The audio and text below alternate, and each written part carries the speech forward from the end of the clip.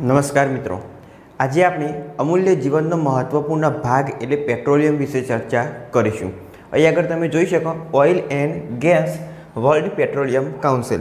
આ પેટ્રોલિયમ જમીનમાંથી કઈ રીતના કાઢવામાં આવશે, પછી એને શુદ્ધ કઈ રીતના કરવાનું અને ઉપયોગ કઈ રીતના કરીશું એના વિશે આપણે બધી જ માહિતી આજે આ વિડીયોમાં જોઈશું।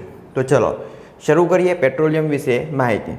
તો પેટ્રોલિયમ એટલે શું? પેટ્રોલિયમ એટલે ખાલી પેટ્રોલ તો ના, પેટ્રોલિયમ અલગ અલગ ઘણા બધા ખનિજ તત્વો હશે જેને કહેવાય ખનિજ તેલ, જેમાં પેટ્રોલ, ડીઝલ વગેરેનો સમાવેશ થશે। તો પેટ્રોલમાં એવા કયા તત્વો હોય તો એના વિશે વાત કરીએ। What is petroleum? પેટ્રોલિયમનો અર્થ થશે અહીંયા આગળ પેટ્રો। પેટ્રો એટલે શું થાય તો ખડક થશે, પેટ્રો એટલે ખડક, અને એના પાછા આવશે ઓલિયમ। ઓલિયમ એટલે તેલ, ખડકમાંથી નીકળતું તેલ એટલે જમીનમાંથી જે તેલ કાઢવામાં આવશે એને શું કહેવાય? પેટ્રોલિયમ એટલે ખનિજ તેલ તરીકે ઓળખવામાં આવે છે। જે પેટ્રોલિયમ કાઢવામાં આવશે એમાં એટલું પેટ્રોલ કે ડીઝલ હોતું નથી, પણ અહીં આગળ જે ફોટોમાં જોઈ શકો તમે આ બધા જ ભાગ હોય છે। પેટ્રોલિયમમાં ક્રૂડ ઓઇલ એટલે કે petroleum, diesel, kerosene, gasoline, LPG એટલે લિક્વિફાઈડ પેટ્રોલિયમ ગેસ જે આપણા ઘરે રાંધણમાં વપરાય તે, એના પછી સલ્ફર, પછી અહીંયા મોટર તેલ, તેલ એટલે ઓઇલ, અને ડામર, આ બધી જ વસ્તુઓ પેટ્રોલિયમમાંથી મળી આવે છે। તો હવે આ બધી વસ્તુ પેટ્રોલિયમમાંથી મળી આવે તો પેટ્રોલિયમ બનતું કઈ રીતના હશે એના વિશે આપણે વાત કરીએ। પેટ્રોલિયમ કઈ રીતના બનશે? તો સામાન્ય રીતે આપણે આગળના ધોરણોમાં અભ્યાસ કર્યો કે પેટ્રોલિયમ એ હજારો લાખો વર્ષ પહેલાં કેટલીક વનસ્પતિ, કેટલાક પ્રાણીઓ એ કોઈ મોટી આફત આવી હોય એના કારણે જમીનની અંદર દટાયા હોય અને યોગ્ય સમયે યોગ્ય તાપમાન એમને મળી રહ્યું હોય, જેના કારણે એમના અશ્મિનું કાર્બનિક સ્વરૂપમાં અશ્મિભૂત ઈંધણમાં રૂપાંતર થયેલું હોય, જેના કારણે પેટ્રોલ બનેલું હોય, બરાબર? તો આ થિયરી બહુ પ્રાચીન થઈ ગઈ। એના પછી અત્યારે આપણે કેટલાક વૈજ્ઞાનિકોની દ્રષ્ટિએ જોઈએ તો આ થિયરી શું કહેવા માગે છે એ વિચારીએ। બે જૂથમાં અલગ અલગ વૈજ્ઞાનિકો દ્વારા અલગ અલગ દ્રષ્ટિકોણ રજૂ કરવામાં આવેલો છે। કેટલાક વૈજ્ઞાનિકો દ્વારા એવું કહેવામાં આવેલું છે કે કેટલાક સજીવોમાં હાઇડ્રોકાર્બન એ હોવો જરૂરી છે, કારણ કે જ્યારે સજીવોનું મૃત્યુ થયું એના પછી એમના શરીરમાંથી હાઇડ્રોકાર્બન અલગ પડ્યો અને એ હાઇડ્રોકાર્બનનું આ પેટ્રોલિયમમાં રૂપાંતર થયું। જ્યારે કેટલાક વૈજ્ઞાનિકો દ્વારા કહેવામાં આવેલું કે અહીંયા આગળ કેટલાક સજીવોનું જે મૃત્યુ થશે એના પછી બેક્ટેરિયા દ્વારા એમનું શરીર વિઘટન થશે અને શરીરમાંથી નાઇટ્રોજન, ઓક્સિજન અને સલ્ફર જેવા જે તત્વો હશે એનું વિઘટન થઈ અને બાકી જેવા છે હાઇડ્રોકાર્બન એટલે નકામો કચરો એનું પેટ્રોલ સ્વરૂપે રૂપાંતર થશે। તો આ બે થિયરી અત્યારે વૈજ્ઞાનિકોની દ્રષ્ટિએ યોગ્ય જોવા મળે છે। તો અહીં આગળ તમે જોઈ શકો ફોર્મેશન ઓફ પેટ્રોલિયમ એટલે પેટ્રોલિયમ કઈ રીતના બને એના વિશે માહિતી આપેલી છે। તો પાણીની અંદર તમે જોઈ શકો આ નાના નાના પ્રાણીઓ, આવા નાના મોટા પ્રાણીઓ પાણીની અંદર હોય, પછી જ્યારે એમનું મૃત્યુ થશે ત્યારે આ તળાવ, સરોવર અથવા જે પણ હોય સમુદ્ર એની કિનારી ઉપર એમના અશ્મિઓ હશે। ધીમે ધીમે એ અશ્મિઓ ઉપર કાદવ, માટી અને મોટા પથ્થરોનું સ્તર બનતું જશે અને આ જે અશ્મિઓ હશે એ ધીરે ધીરે પાણી અને આ જમીનની સપાટીની નીચે જશે। હવે નીચે 1 કિલોમીટર નીચે જશે તેનાથી શું થાય? 50°C તાપમાનમાં વધારો થશે। જમીનની અંદર એક કિલોમીટર સુધી નીચે જાય એટલે યોગ્ય તાપમાન મળી રહે। હવે યોગ્ય તાપમાન મળી રહેવાને કારણે એનું પેટ્રોલિયમમાં રૂપાંતર થશે, પણ એની પ્રોસેસ આપણે ચર્ચા કરીએ। અહીંયા આગળ હું લખીશ અશ્મિ, કોઈ પ્રાણીના અશ્મિ હોય તો અશ્મિભૂત કાર્બનિક પદાર્થ એ વર્ષો સુધી જમીનની અંદર દટાયેલા રહેશે, એમને યોગ્ય તાપમાન મળશે એટલે એમનું કેરોઝનમાં રૂપાંતર થશે। આ કેરોઝન એટલે શું? કેરોઝનમાં રૂપાંતર થઈ અને પછી એ શું બનશે તો અશ્મિભૂત ઈંધણ બનશે।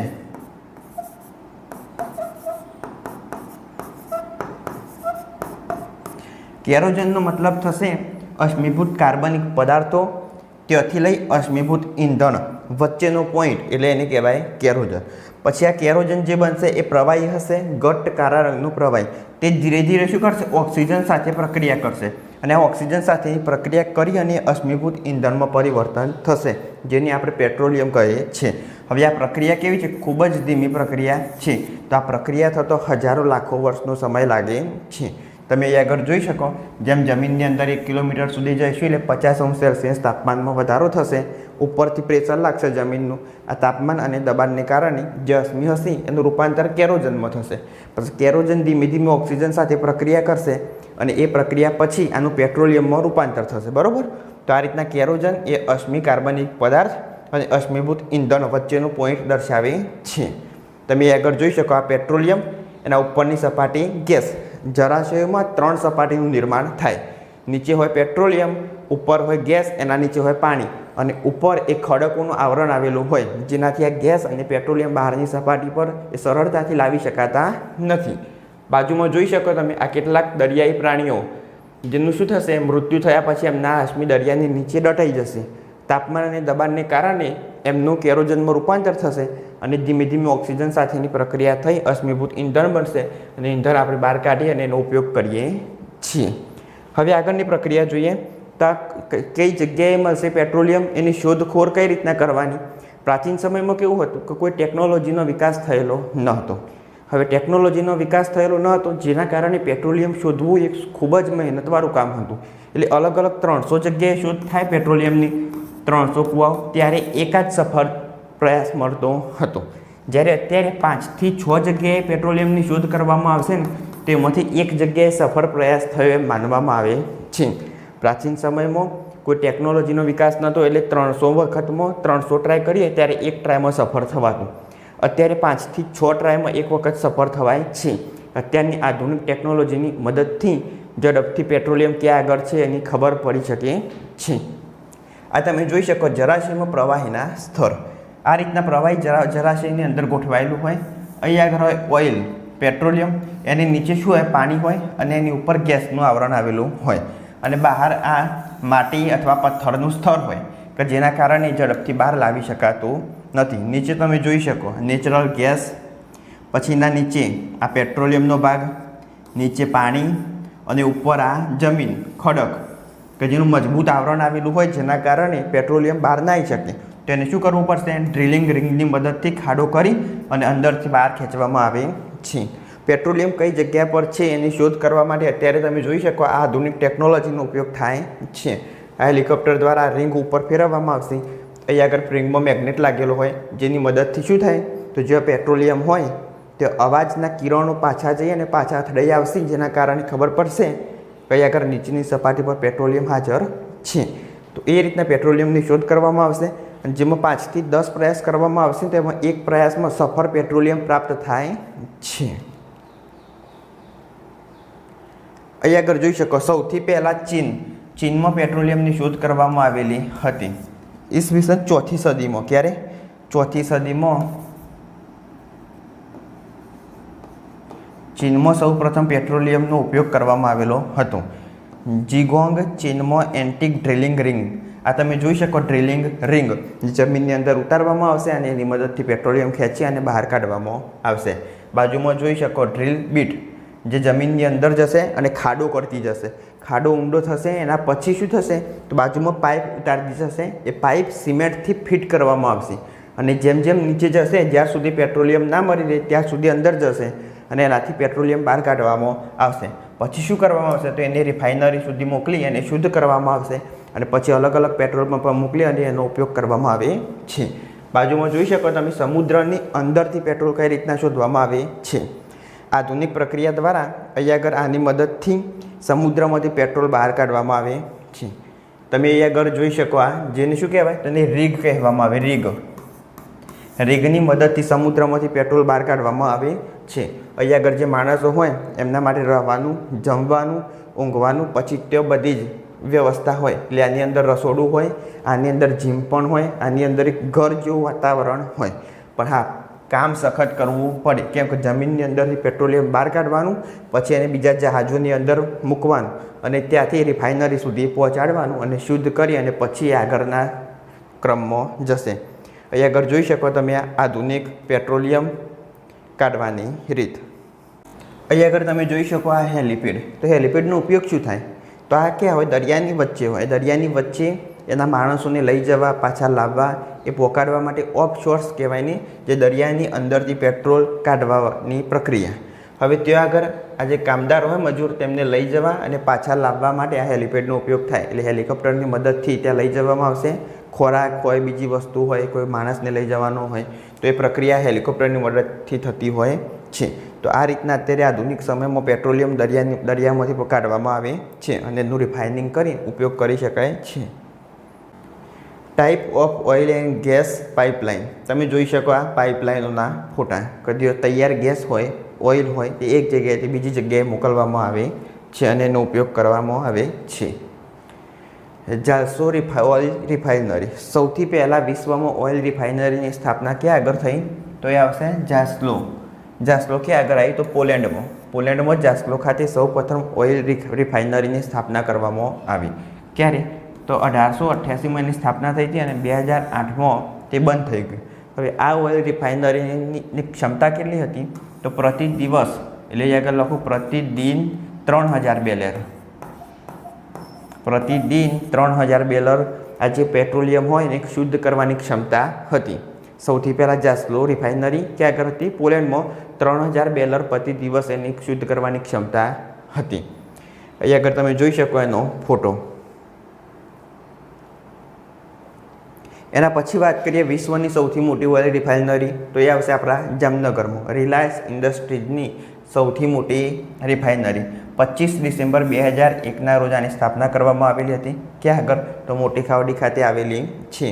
એની ક્ષમતા 12,40,000 બેરલ પ્રતિ દિવસ, એટલે એક દિવસમાં 12,40,000 બેરલ એ પેટ્રોલિયમ શુદ્ધ કરી શકે છે. ક્યાં આગળ આવ્યા?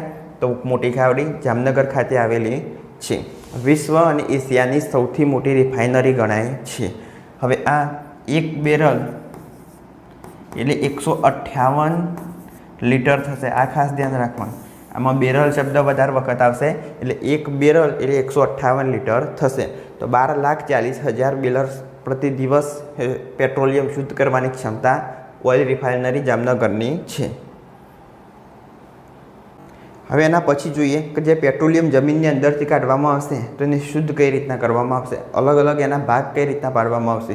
પેટ્રોલિયમમાં પેટ્રોલ, ડીઝલ એ તો હશે જ, પણ એના સિવાય બીજા અલગ અલગ ઘણા બધા ઘટકો હશે. તો એને એમના તાપમાનને આધારે અલગ કરવામાં આવશે. અહીં આગળ તમે જોઈ શકો ફૂલ ઓઇલ, એના નીચે તો ડામર જે રોડ બનાવવામાં આવશે, પછી તો ડીઝલ, કેરોસીન, નેફ્થા, પેટ્રોલ અને સૌથી ઉપર ગેસ. તો આટલા પદાર્થ એમાંથી અલગ કરવામાં આવશે. જેમાં પ્લાસ્ટિક અને પોલિમર બનાવવા માટે પણ આ પેટ્રોલિયમનો ઉપયોગ થાય છે. પ્લાસ્ટિક અને પોલિમર બનાવવામાં પેટ્રોલિયમનો ઉપયોગ થાય. એના પછી આ નીચેની દરેક વસ્તુઓ બનાવવા માટે પોલિમરનો ઉપયોગ થાય છે. તો ફક્ત આ પેટ્રોલિયમનો ઉપયોગ ઈંધણમાં જ નથી થતો, આ દરેક વસ્તુની બનાવટમાં પણ પેટ્રોલિયમનો ઉપયોગ થાય. અને આની સાથે જંતુનાશક એટલે ફર્ટિલાઇઝર્સ બનાવવું હોય તેમાં પણ પેટ્રોલિયમનો ઉપયોગ જોવા મળે છે. હવે કયા દેશ દ્વારા આનું કેટલું ઉત્પાદન કરવામાં આવે છે એના વિશે માહિતી મેળવીએ. તો એ આગળ તમે જોઈ શકો યુનાઇટેડ સ્ટેટ 12.9, એના પછી બીજા નંબરે આવશે રશિયા 10.1. યુએસ દ્વારા સૌથી વધુ ઉત્પાદન કરવામાં આવે છે પેટ્રોલિયમનું. એના પછી આવશે રશિયા દ્વારા ઉત્પાદન કરવામાં આવે છે.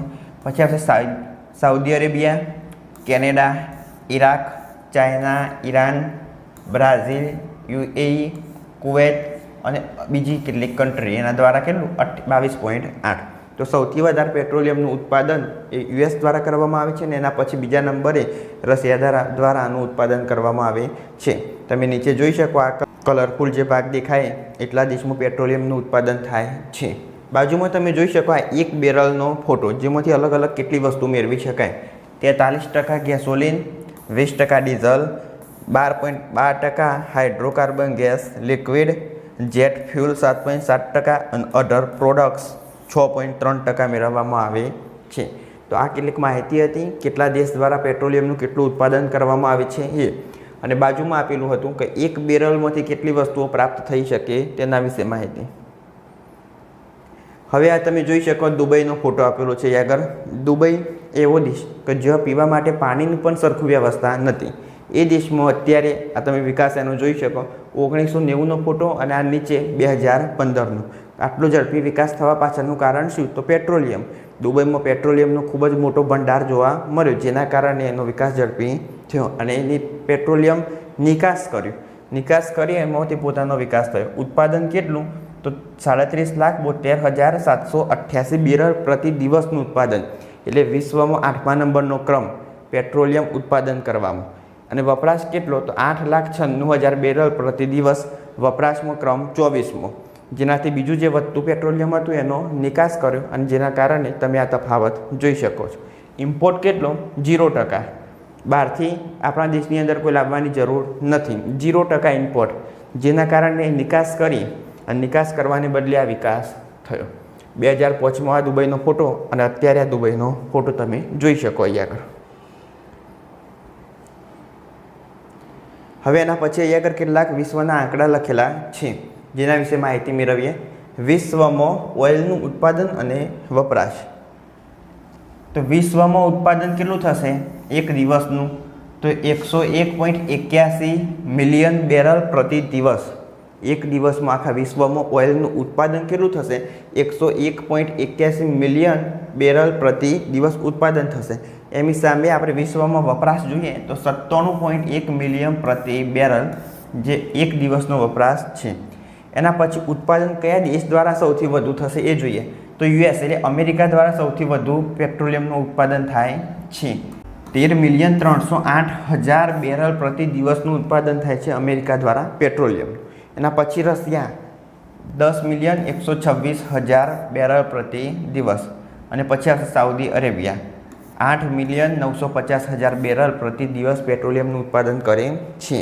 જો એ ક્રમમાં આપણે જોઈશું તો ભારત 20મા ક્રમે આવશે, જેમાં પેટ્રોલિયમનું ઉત્પાદન કેટલું તો 1,16,371 બેરલ પ્રતિ દિવસ. આટલું પેટ્રોલિયમનું ઉત્પાદન થતું જોવા મળે છે. અહીંયા આગળ ધ્યાન રાખજો, એક ઓઇલ બેરલ બરાબર 158.987 લીટર થશે. હવે આ ઉત્પાદનની સામે આપણે વપરાશ જોઈએ તો અમેરિકાનો ઓઇલમાં વપરાશ કેટલો તો અહીંયા આગળ 19,687,287 બેરલ પ્રતિ દિવસનો વપરાશ, એટલે ઉત્પાદન કરતો વપરાશ કયો વધારે. ચાઇનામાં 12,791,553 બેરલ પ્રતિ દિવસનો વપરાશ છે. અહીંયા આગળ જે તમે આ આંકડા જોઈ શકો એ મિલિયનની ભાષામાં આપેલા છે. પછી ભારત વપરાશમાં ત્રીજા ક્રમે 4,443,000 બેરલ પ્રતિ દિવસ. ઉત્પાદનમાં 20મા ક્રમે અને વપરાશમાં સૌથી મોટા દેશોમાં ત્રીજા ક્રમે ભારતનો વપરાશ છે. એટલે ભારત પોતાના વપરાશના 82% તો આયાત કરે છે. હવે ભારતમાં ઓઇલ ઉત્પાદન વિશે માહિતી મેળવીએ. 1889 દિગ્બોઈ આસામ ખાતેથી સૌપ્રથમ પેટ્રોલિયમ મળી આવેલું હતું. એના પછી 1960માં આસામ અને ગુજરાત ખાતે કુદરતી ગેસ મળી આવ્યો. ભારત 82.8% જેટલું તેલ આયાત કરે છે. એ તો તમે અહીં આગળ જોઈ શકો. આ આપણું ઉત્પાદન અને એની સામે દિવસનો આ તમે વપરાશ જોઈ શકો, 4 ગણો વપરાશ છે. એટલે ભારત 82.8% તેલ આયાત કરે છે. 45.3% કુદરતી ગેસ આયાત કરે છે. 45.3% કુદરતી ગેસ આયાત કરે છે. અહીં આગળ ભારત પાસે તેલનો ભંડાર નીચે દર્શાવેલો છે. 4,72,87,90,000 બેરલ તેલનો ભંડાર છે.